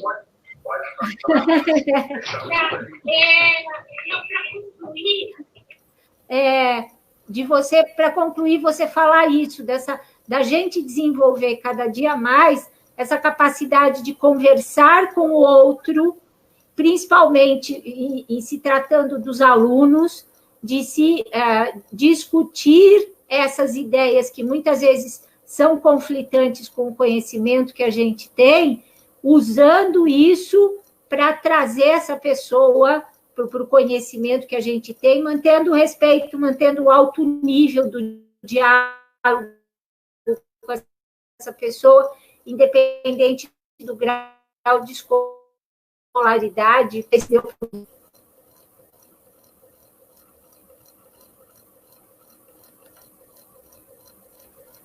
Finalizou, Márcia? Eu acho que sim, né?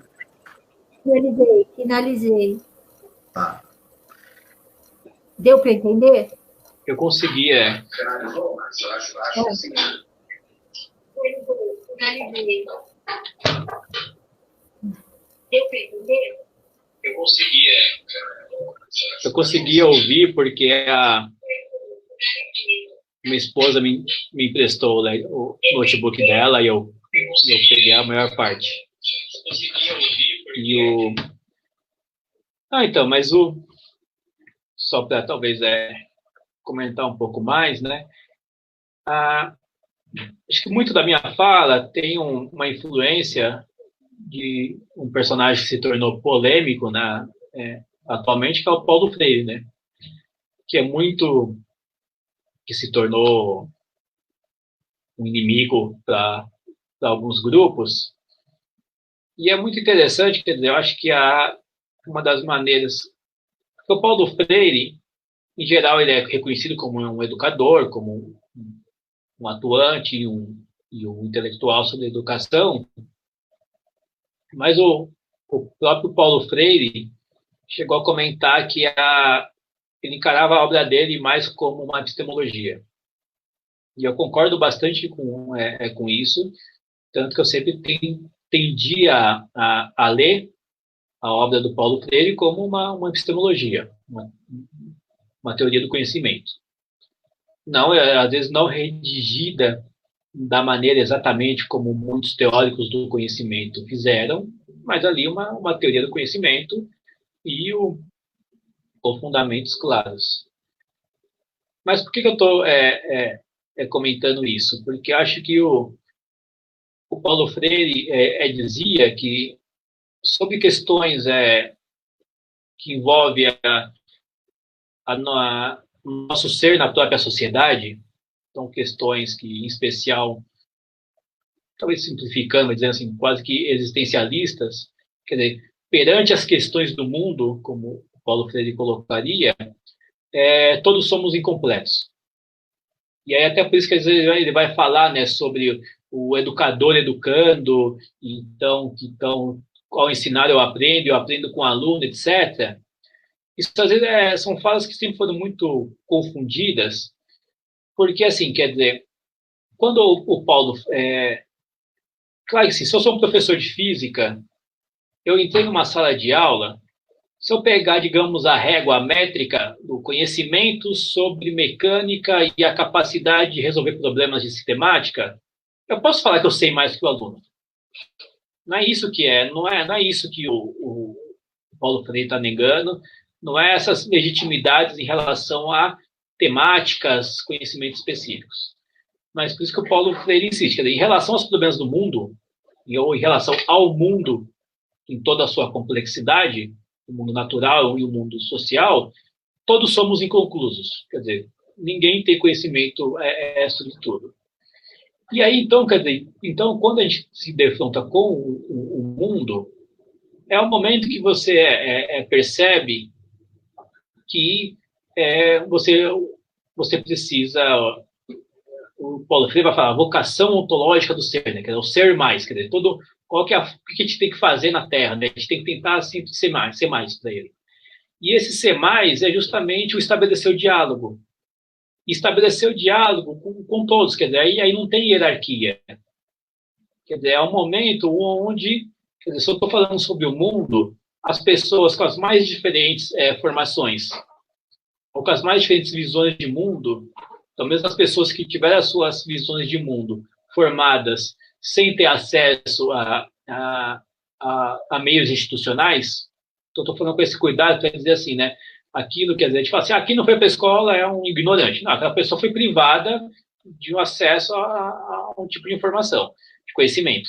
Mas ela formou uma visão de mundo E essa visão e é possível estabelecer diálogo com ela e aprender com ela.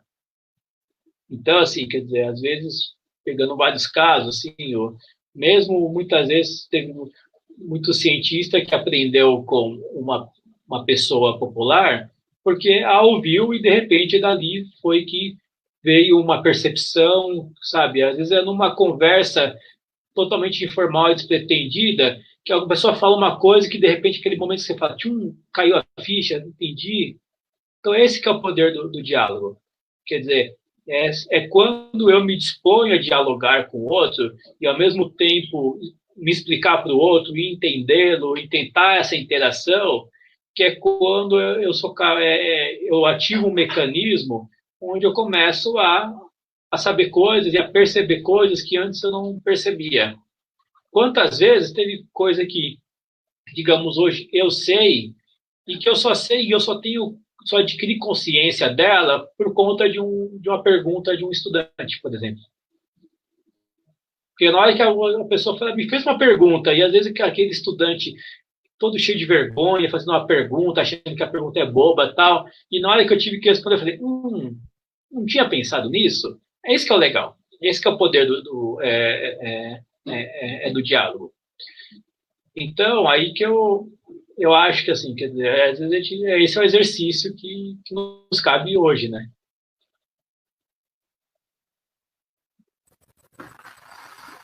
Sendo mais do que nunca, né? Sim. Porque o ambiente está completamente saturado, parece que a gente está numa torre de Babel, né? Cada um muito convicto de suas convicções e uma grande guerra de narrativas, né? Mas eu não sei se eu lhe interrompi o raciocínio. Não, eu tinha parado mesmo, mas só muito brevemente pegando esse seu ponto, eu só insisto, quer dizer, eu estou defendendo um certo ideal aqui com vocês, com a total, eu só estou defendendo porque eu sei que ele é muito difícil. Eu digo isso porque, às vezes, quando a gente fala assim, de diálogo, etc., às vezes a gente sai com uma certa ingenuidade, como se isso fosse fácil. E não é. Sem dúvida, não é. Quer dizer, a gente vive num momento difícil do país, e ali, então, a gente vê, então, questões borbulhando, questões caras, questões que envolvem nossa saúde, etc., e já de um acúmulo de momentos políticos difíceis para a nação, onde parece que, legal, então vou telefonar aqui para um primo meu e vou conversar com ele. Não é fácil. Mas, tudo bem, quer dizer, por isso que é o desafio a ser enfrentado, né? Para concluir, deixa eu só fazer um comentário acerca de uma pergunta encaminhada pelo Vinícius, que eu achei interessante, se mais de uma verdade poderia caber ao mesmo fato. Assim, bom, a ciência ela se funda no próprio debate, né? E na convivência de múltiplas teses, muitas vezes numa espécie de disputa histórica, né? Por legitimação, por um lugar, se não mais consensual, no entanto, mais privilegiado. Então, me parece que no processo histórico é justamente isso que acontece.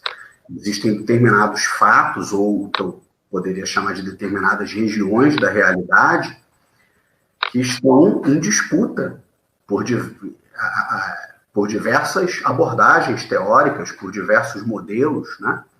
Então, geralmente a gente utiliza os artigos definidos para se referir a algumas coisas, né? Nós falamos na mecânica quântica, né? Ou falamos da teoria do Big Bang, não como sendo um modelo cosmológico dentre outros, ainda que o mais aceito, ainda que hegemônico, mas como se fosse o único, a explicação da própria origem do universo. Quer dizer, parece que nós transitamos por essa linha tênue entre a ciência e o cientificismo, muitas vezes. Porque na medida em que a gente adota essas narrativas que reduzem o grau de pluralidade da ciência, a gente cai no cientificismo. Então, falamos na mecânica quântica, mas o que é a mecânica quântica? Existem mais de 60 interpretações, né? A gente está falando de qual interpretação? Então, eu tenho os mesmos eventos ou os mesmos domínios do real, as mesmas regiões da realidade em disputa a partir de diversas interpretações. Eu gosto muito de falar para os meus alunos que se interessam por filosofia da ciência, por filosofia da física, sobretudo, que dirijam esse interesse para a filosofia dos físicos, não negligenciando a produção dos próprios filósofos profissionais, mas fazendo algo que talvez seja pouco feito entre os estudantes de filosofia, que é se aprofundar na produção filosófica dos próprios físicos. E existem obras muito instigantes, Planck, Einstein, Bohr, Heisenberg, Feynman, etc. Embora o Feynman, interessante, ele seja um crítico, às vezes, do papel da filosofia na física, se você pega lá o Física em 6 lições, depois o Física em 12 lições, está cheio de reflexões filosóficas e de pressupostos filosóficos. Então, tem uma tradição de físicos produzindo filosofia, e o físico que eu vou citar agora, na minha visão, do ponto de vista filosófico, não é um dos mais sofisticados. Ainda assim, é interessante pensar algumas propostas dele, que é o Stephen Hawking.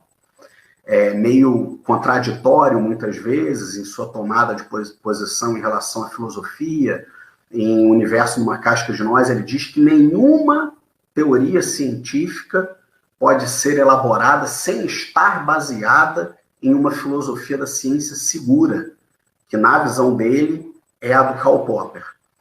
No entanto, em um grande projeto, aí a contradição fica ainda maior, porque ele abre a obra dizendo que a filosofia morreu. No entanto, a obra, que é uma obra de divulgação, ela também é uma obra de filosofia popular, de metafísica popular. A questão que ele elabora no primeiro capítulo é o que é o real. E nessa obra, para voltar à questão, nessa obra, ele apresenta uma tese filosófica, que é o que ele chama de realismo dependente de modelo, realismo polimodal. E a ideia do realismo dependente de modelo é basicamente essa, que existem diversos campos, diversos domínios da natureza, diversas regiões do real, que se prestam à representação por múltiplos modelos. O exemplo que ele dá, o exemplo que ele fornece é do modelo ptolomaico aristotélico, geocêntrico, e o do copernicano galilaico, heliocêntrico. E ele diz assim, olha, se a ciência se reduzir a ideais utilitários, praticistas, se o que conta como verdade é aquilo que funciona para resolver um determinado problema, e se o nosso problema é ir à Lua ou mandar um satélite para o espaço, tanto faz o geocentrismo quanto o heliocentrismo. Os dois funcionam. Então, eu posso ter diversos modelos representando a mesma região da natureza. Mas isso se a ciência se reduzir a esses propósitos utilitários. No entanto, nós podemos nos valer de outros critérios de demarcação e escolha. Nós podemos nos perguntar, mas qual modelo é mais simples? Qual é logicamente mais consistente? Qual modelo se vale de um menor conjunto de arbitrariedades? Qual é mais elegante? Então, existem diversos outros critérios para nós escolhermos entre múltiplos modelos. No entanto, tem uma coisa interessante, eu acho que isso tem tudo a ver com o que a gente está discutindo agora, que é a ciência na era da pós-verdade. Como Feyerabend diz, muitos modelos são possíveis, não existe, muitos métodos são possíveis em ciência. Não é que ele nega o todo e qualquer método, é que ele diz que não há um único método que unifique todas as ciências. Existem muitos métodos. Assim como o Hawking também está dizendo, existem muitos modelos. Então, a realidade é plural, a realidade ela é abundante. Ela comporta essa coexistência de muitos modelos, assim como a ciência é plural e comporta a coexistência de muitos métodos, mas não de todos. Isso é interessante, isso tem a ver com a pós-verdade. Ser plural não significa ser esgarçado a tal ponto de não haver um critério que nos permita demarcar o que é minimamente razoável do que não é. Então, o geocentrismo é um modelo, o heliocentrismo é um modelo, mas, num outro problema agora, o terraplanismo não é um modelo. Óbvio que isso é datado, né? Não é um modelo hoje, digamos assim. Nós podemos dizer que essa discussão foi vencida, né? Esse é um problema que merece datação, historização. O problema da esfericidade da Terra era um problema legítimo na época de Aristóteles. Hoje deixou de ser. Então, por mais que a realidade seja plural, que a ciência seja plural, existem narrativas que não são razoáveis, né? Existem narrativas que não estão no campo da ciência e que são, portanto, anômalas. Então, nós podemos aceitar, em nome do pluralismo, nós podemos aceitar muita coisa, mas não tudo, né? É preciso fazer essa demarcação. Bom, de minha parte, eu queria agradecer imensamente pela presença do professor Ivan Gurgel, encaminhar para ele fazer uma consideração final, agradecer também a todos. Imagino que estamos com quase 2 horas de live, a nossa programação é de 1 hora, significa que nós dobramos a aposta. Então, agradecer a todos, passo para o professor Ivan para as considerações finais dele. Então, ser bem breve, assim, acho que essa sua fala final é bem interessante, né? E aí, porque é isso, quer dizer, essa ponderação que a gente precisa entre, digamos, uma pluralidade, mas não um tudo vale, ou eu estava dizendo antes, né? Eu fiz uma defesa do dissenso, porque para não contra um consenso absoluto, mas claro que localmente existem consensos. Isso é importante para a ciência, né?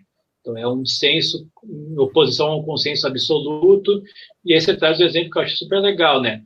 A física, que às vezes a gente acha que ela é totalmente consensual, ela não é.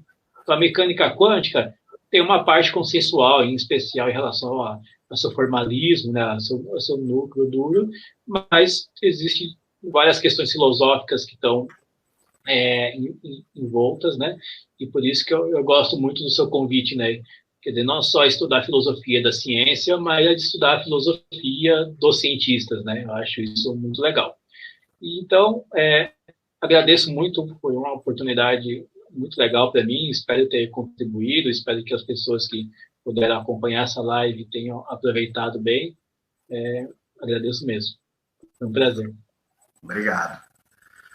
A gente agradece a disponibilidade, tá, de tempo, de tudo isso, teu conhecimento e tua atenção. Aí agradece a Graciela também ajuda aí, a colaboração. Tchau. Obrigada a todos também por participarem. Desculpe os problemas que possa ter a vida aí com som, com tudo isso. Boa noite a todos. Obrigado, Júlia. Obrigada a todos que puderam assistir a gente. Obrigada, Ivan, por ter aceitado participar da live com a gente. A nossa na semana que vem, a gente vai ter mais uma live.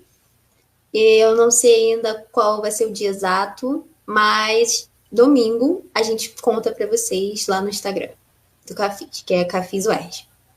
Maravilha. Então é isso, gente. Tchau, tchau. Tchau, gente. Tchau. Boa noite. Obrigada, Ivan. Tchau. Tchau.